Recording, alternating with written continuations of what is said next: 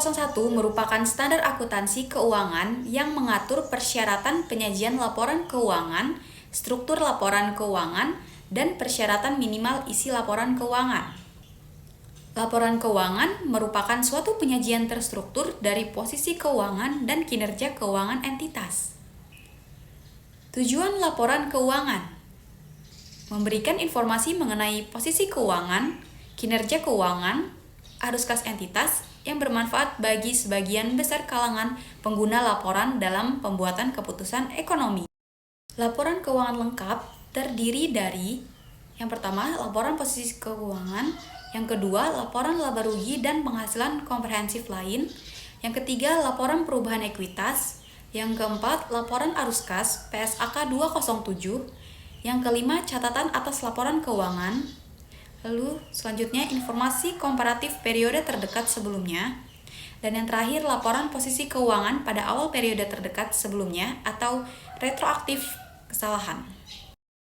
Perubahan kebijakan akuntansi, penyajian kembali, retrospektif atau reklasifikasi.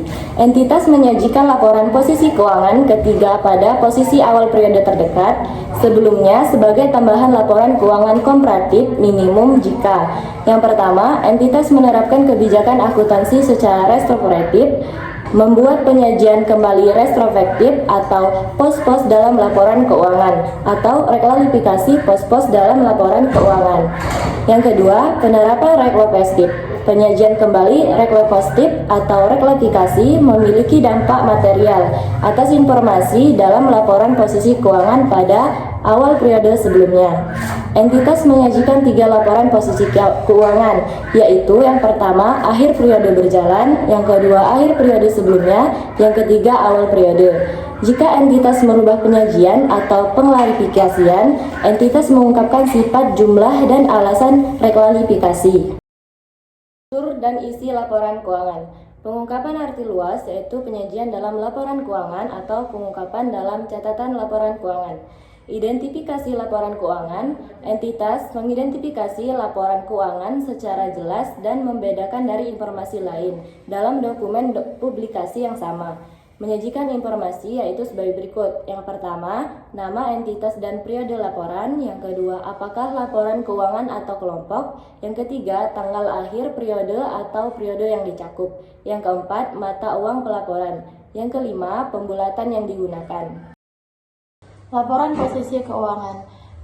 Yang pertama, informasi minimal yang disajikan dalam laporan keuangan dapat ditambahkan jika penambahan tersebut relevan. Dan yang kedua, penyajian dalam line sendiri atau dalam notes tergantung dari materialitas informasi tersebut.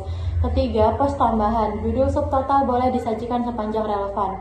Keempat, penyajian aset lancar dan tidak lancar dan liabilitas jangka pendek dan jangka panjang sebagai klasifikasi yang terpisah, kecuali penyajian berdasarkan likuiditas memberikan informasi yang lebih relevan dan dapat diandalkan, maka digunakan urutan likuiditas. Dan yang kelima, pajak tangguhan tidak boleh diklasifikasikan sebagai jangka pendek. Dan yang terakhir, yang keenam, perbedaan lancar dan tidak lancar berdasarkan realisasi atau penggunaan aset, penyelesaian kewajiban liabilitas dalam jangka waktu 1 tahun.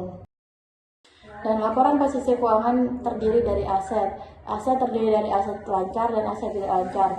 Dan liabilitas. Liabilitas jangka pendek dan jangka panjang. Dan yang terakhir yaitu ekuitas. Laporan laba rugi dan penghasilan komprehensif lain. Penghasilan komprehensif adalah perubahan aset atau liabilitas dari ekuitas yang bukan berasal dari transaksi dengan pemilik. Penghasilan komprehensif terdiri dari laba rugi tahun berjalan dan penghasilan komprehensif lain. Laporan laba dan rugi komprehensif dapat disajikan dengan 2 cara. Yang pertama, dalam satu laporan, bagian pertama laporan laba rugi dan dilanjutkan bagian kedua penghasilan komprehensif lain. Dengan cara yang kedua, dengan 2 laporan laba rugi dan laporan penghasilan komprehensif yang dimulai dari laba rugi tahun berjalan. Laba periode berjalan dan laba komprehensif dialokasikan untuk pemegang saham, pengendali, dan non-pengendali. Klasifikasi beban berdasarkan fungsi dan sifat. Jika disajikan berdasarkan fungsi, diharuskan pengungkapan berdasarkan sifat. Penyajian pos luar biasa atau extraordinary item tidak diperkenankan lagi. Minimum line item untuk komponen laporan laba rugi komprehensif untuk memberikan informasi kepada pengguna yang berupa pendapatan, beban keuangan, dan juga pajak. Selanjutnya adalah contoh laporan laba dan rugi penghasilan komprehensif. Di sini contoh laporannya menggunakan metode yang satu laporan. Jadi laporan laba rugi dan laporan penghasilan komprehensif dijadikan satu laporan. Laporan perubahan ekuitas. Yang pertama menunjukkan total laba rugi komprehensif selama suatu periode yang diatribusikan kepada pemilik, entitas induk, dan pihak non-pengendali. Yang kedua, untuk tiap komponen ekuitas, pengaruh penerapan retrospektif. Yang ketiga, rekonsiliasi antara saldo awal dan akhir periode yang timbul dari laba rugi pos pendapatan komprehensif, transaksi dengan pemilik dalam kapasitasnya sebagai pemilik. Selanjutnya adalah laporan perubahan ekuitas atas catatan atas laporan keuangan. Yang pertama, analisis penghasilan komprehensif lain berdasarkan pos. Yang kedua, jumlah dividen yang diatribusikan kepada pemilik nilai dividen per saham diungkapkan dalam catatan atas laporan keuangan. Dan yang terakhir, penyajian dibedakan untuk masing-masing kelas. Yang pertama, modal disetor, saldo akumulasi dari penghasilan komprehensif, dan saldo laporan arus kas. Informasi arus kas memberikan dasar bagi pengguna laporan keuangan untuk menilai kemampuan entitas dalam menghasilkan kas dan setara kas dan kebutuhan entitas dalam menggunakan arus kas tersebut. PSAK 20. Laporan arus kas mengatur persyaratan penyajian dan pengungkapan informasi arus kas. Selanjutnya, catatan atas laporan keuangan. Catatan atas laporan keuangan menyajikan informasi dasar penyusunan laporan keuangan dan kebijakan akuntansi, yaitu ada dasar pengukuran, kebijakan yang relevan, dan asumsi dalam estimasi. Yang kedua, mengungkapkan informasi yang disyaratkan saldo anggaran lebih yang tidak disajikan di bagian manapun dalam laporan keuangan.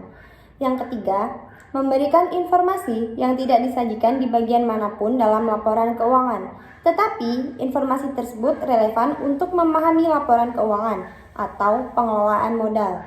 Selanjutnya, sepanjang praktis, penyajian catatan atas laporan keuangan dilakukan secara sistematis, membuat referensi silang atas setiap pos untuk informasi yang berhubungan dalam catatan atas laporan keuangan. Catatan atas laporan keuangan. Selanjutnya, modal dan entitas mengungkapkan informasi yang memungkinkan pengguna laporan keuangan untuk mengevaluasi tujuan, kebijakan dan proses entitas dalam mengelola modal. Selanjutnya, informasi kualitatif dan kuantitatif. Dan selanjutnya, pemenuhan persyaratan modal. Dan yang terakhir, instrumen keuangan yang memiliki fituro atau sama dengan opsi jual dan diklasifikasikan sebagai instrumen ekuitas dikurang data kuantitatif diklasifikasikan sebagai ekuitas, tujuan, kebijakan, proses, arus kas keluar, dan bagaimana penentuannya.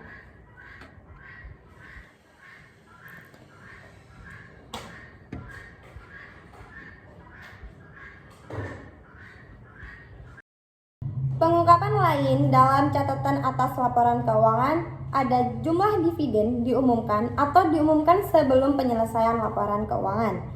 Selanjutnya ada jumlah dividen preferent yang tidak diakui.